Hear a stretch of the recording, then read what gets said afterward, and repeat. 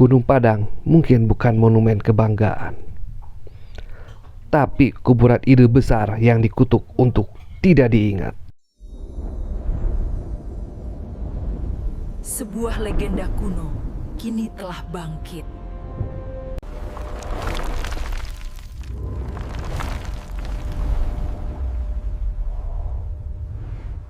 Sebuah legenda yang terlupakan bangkit. Kekuatan kuno. Kasus dimulai dari sebuah gunung, tapi bukan sembarangan gunung. Di Cianjur, Jawa Barat, ada struktur batu raksasa yang membingungkan semua logika. Orang-orang menyebut Gunung Padang, dan selama lebih dari 100 tahun tak ada yang bisa menjawab satu pertanyaan sederhana: siapa yang membangunnya? Ini bukan sekedar misteri arkeologi. Ini adalah kasus peradaban yang hilang tanpa jejak. Bahkan Gunung Padang telah menjadi sorotan global karena klaim bahwa situs ini mungkin merupakan piramida tertua di dunia, berpotensi mengubah pemahaman kita tentang sejarah manusia. Tempat kejadian perkara adalah lapisan tanah yang menolak kebenaran. Lapisan demi lapisan batu menunjukkan konstruksi yang tak seharusnya ada. Terlalu rapih untuk disebut alam, terlalu tua untuk disebut peradaban modern.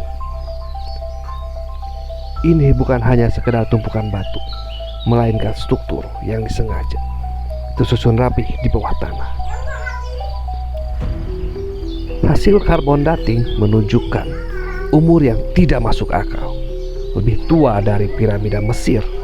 Beberapa tahun penelitian mengklaim hingga 25.000 tahun.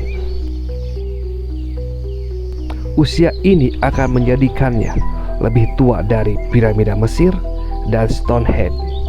Lalu siapa pelakunya? Dan mengapa mereka menimbun bukti ini di bawah tanah? Persis pertama datang dari para ilmuwan. Mereka bilang ini hanya bukit alami, hasil letusan, bukan tangan manusia. Tapi persis kedua datang dari naskah kuno Sunda, menyebut tempat ini Kebuyutan Padang, tanah suci tempat para leluhur menyimpan sesuatu yang tak boleh dibuka. Dua kesaksian, dua dunia, dan satu kebenaran yang saling menutupi. Setiap kejahatan punya motif, tapi bagaimana jika motifnya bukan uang, melainkan melupakan sejarah itu sendiri? Gunung Padang mungkin bukan monumen kebanggaan, tapi kuburan ide besar yang dikutuk untuk tidak diingat.